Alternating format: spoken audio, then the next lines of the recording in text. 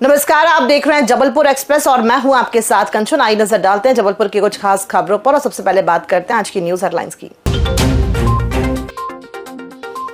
Dial 112 के 972 करोड़ ठेके पर हाईकोर्ट का बड़ा फैसला, सरकार को राहत। शहर विकास में लापरवाही बर्दाश्त नहीं, निगम आयुक्त ने की बड़ी कार्रवाई।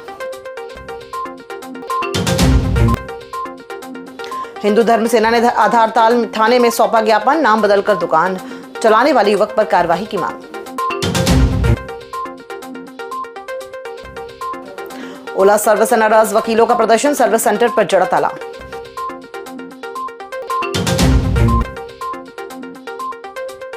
और प्रदेश के सबसे बड़े एलिवेटेड फ्लाईओवर पर खतरनाक स्टंट, वीडियो वायरल।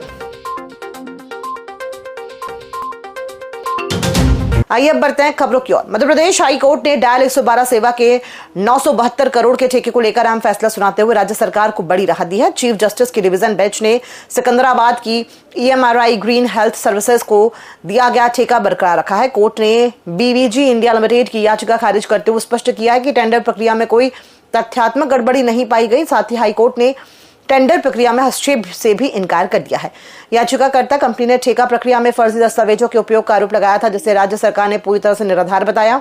सरकार का पक्ष था कि पूरी प्रक्रिया पारदर्शी और वैध तरीके से पूरी की गई है। गौरतलब है कि यह ठेका 5 साल के लिए दिया गया है, जबकि याचिकाकर्ता कंपनी पहले 10 वर्षों तक ये सेवा दे चुकी है।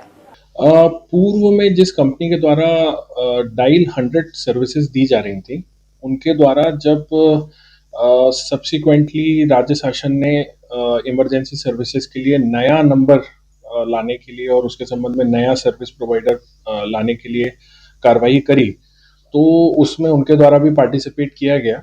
और बाद में जब उनके द्वारा ये एलिगेशन लगाया गया कि जिस कंपनी को ये ठेका दिया गया है उस कंपनी के द्वारा प्रॉपर सर्टिफिकेशन नहीं दिया गया है, प्लस उनके द्वारा जो दस्तावेज लगाए गए हैं वो फर्जी हैं। इस संबंध में जब कोर्ट के द्वारा राज्य शासन से जानकारी ली गई, तो हमने उनको कोर्ट को अवगत कराया कि जो हमारे द्वारा जो भी जांच की गई उन जांचों में किसी भी तरह की कोई फोर्जरी नहीं पाई गई है।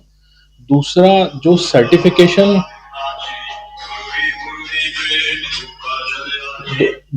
सर्टिफिकेशन के संबंध में जो आक्षेप लगाया गया है वो भी गलत है, क्योंकि हमने जो सर्टिफिकेशन अपने टेंडर डॉक्यूमेंट में दर्शाया था ये उसी के अनुरूप है और इसमें किसी भी तरीके की कोई कमी नहीं है।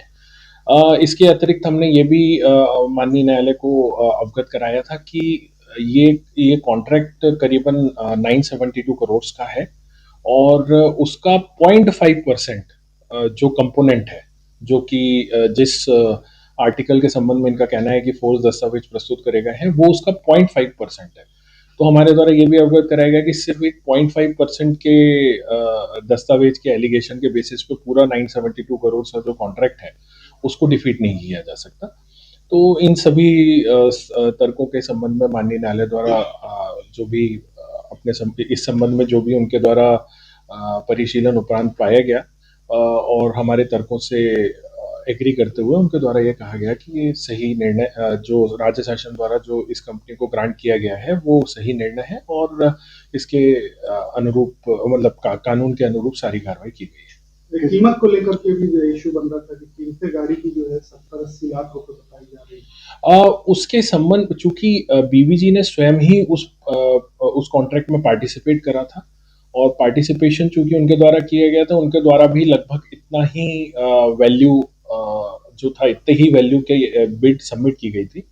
तो बाद में ये कह देना कि साहब उसकी वैल्यू बहुत ज़्यादा है, बल्कि स्वयं के द्वारा उसके आसपास ही जो है बिड सबमिट की गई है उनके द्वारा, तो इसलिए जो है वो कोर्ट के समक्ष इसके संबंध में कोई भी इस आक्षेप को सही नहीं पाया कि इनमें अतिरिक्त कॉस्ट लग रही है या जरूरत से ज्यादा कॉस्ट लगी है। ये किसको राहत मिली? इसमें चूंकि ऑलरेडी डायल 112 से संबंधित सब जो सेवाएं हैं वो ऑलरेडी पिछले साल अगस्त के बाद सड़कों पर आ चुकी थी, इमरजेंसी सेवाएं जो थी, तो अब चूंकि उनमें किसी तरीके का कोई डिसरप्शन नहीं होगा, क्योंकि माननीय न्यायालय के समक्ष उसी को ही चुनौती दी गई थी, अब वो चीज अपहेल्ड हो गई है, सही हो गया है, तो वो उसमें कुछ नहीं होगा। दूसरा जो है वो जो एलिगेशन लगाया गया था गलत दस्तावेजों के संबंध में, उसमें भी किसी भी तरीके की कोई सत्यता नहीं पाई गई है। Thank you.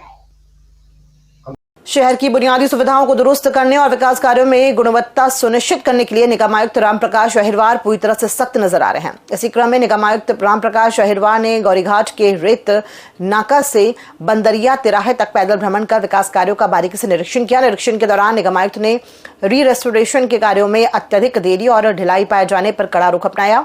उन्होंने संबंधित कार्यदायी संस्था ईगल पीसी स्नेहल कंपनी पर 5 लाख रुपए का भारी जुर्माना अधिरोपित किया है।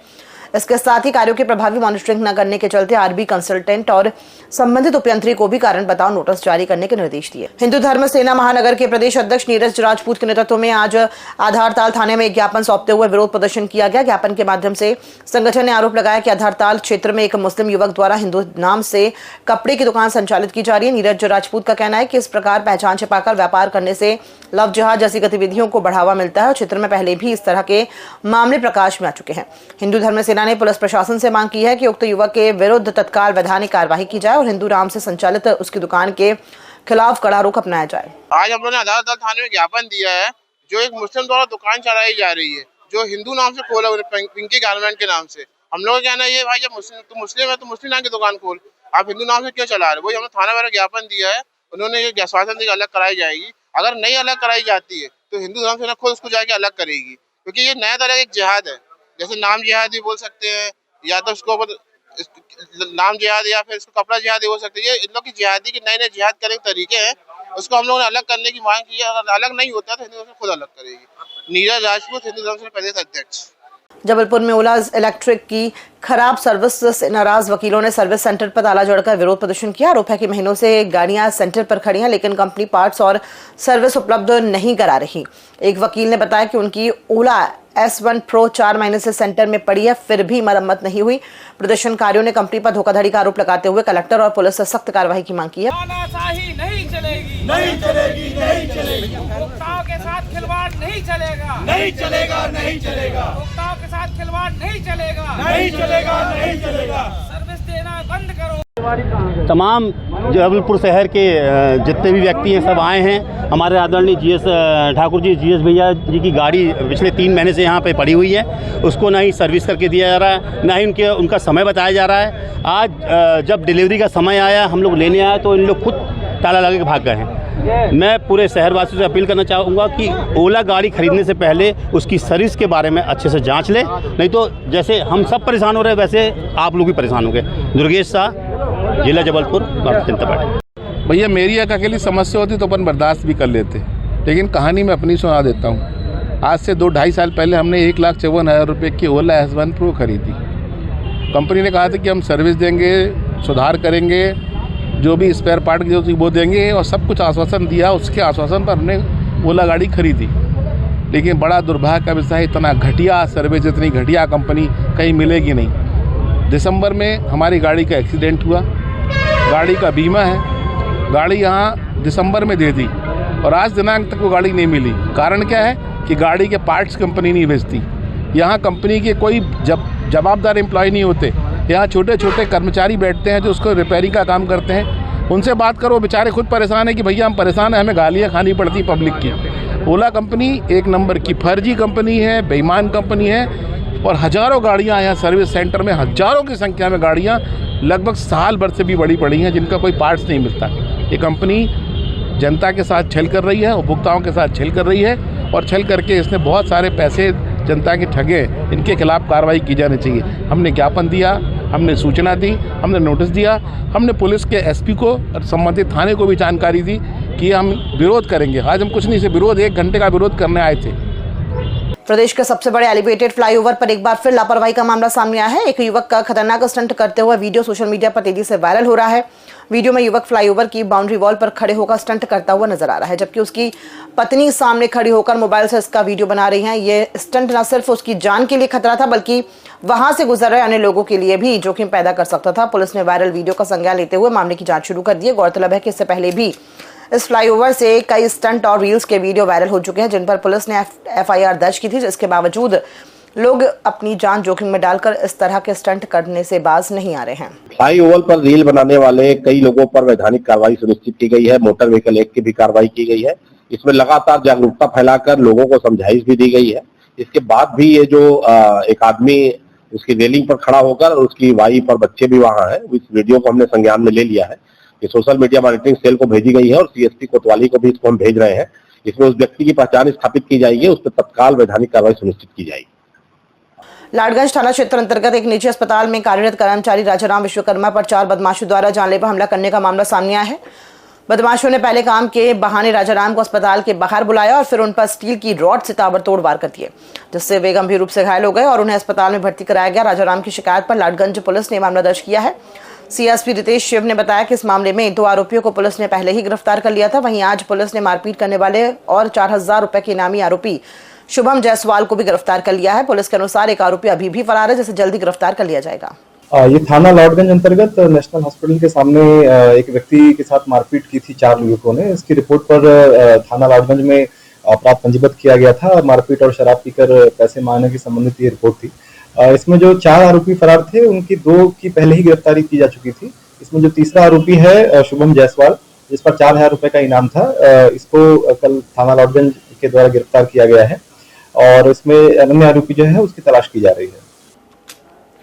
जबलपुर के रांची थाना क्षेत्र स्थित सैन्य व्हीकल बनाने वाली फैक्ट्री जबलपुर में रविवार को एक दुखद घटना सामने आई। यहां सिविल मेंटेनेंस विभाग में कार्यरत 57 वर्षीय चार्जमैन सैमसन मार्टिन ने फैक्ट्री परिसर के अंदर ही फांसी लगाकर आत्महत्या कर ली। देर शाम जब सहकर्मियों ने उन्हें फंदे पर लटका देखा तो फैक्ट्री प्रबंधन और पुलिस को सूचित किया। मौके पर पहुंची रांची पुलिस ने शव को बरामद कर जांच शुरू की, जिसमें एक सुसाइड नोट मिला है। सुसाइड नोट में काम के अत्यधिक दबाव और वर्क ऑर्डर पूरा न कर पाने के तनाव का जिक्र है। वो जो है CM सेक्शन में ऐसा पता लगा था और CM सेक्शन में थे।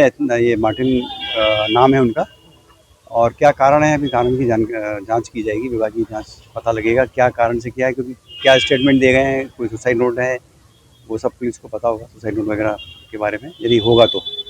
और इसके पीछे की जो भी घटनाक्रम है उसकी जांच करने के बाद ही कुछ बोल पाएंगे क्या हुआ ये, क्योंकि ये हम लोगों के लिए बहुत ही शॉकिंग न्यूज़ है हम सभी के लिए, क्योंकि ऐसा आज तक हुआ नहीं है फैक्ट्री में। क्या कारण था ये पूछना पड़ेगा उनके सेक्शन में, पूछना पड़ेगा डिपार्टमेंट में कि ऐसा कोई वर्कलोड का प्रॉब्लम था क्या उनको, क्योंकि जानकारी कल ही पता लगेगी जब खुलेगी फैक्ट्री।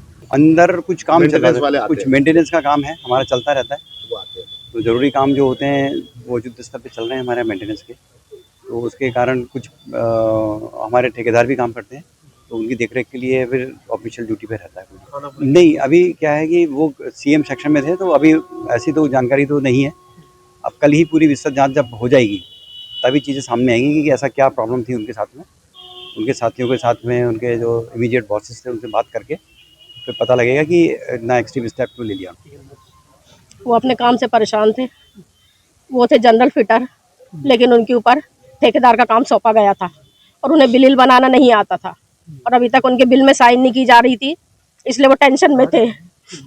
एक बिल था जिसमें 8 रुपए के हेर फेर हो रहा था, उसके बाद भी वो ये कौन होता है, इनका AGM होता क्या होता, वो साइन नहीं कर रहा था। 8 रुपए में क्या मेरा आदमी करोड़पति बन जाता?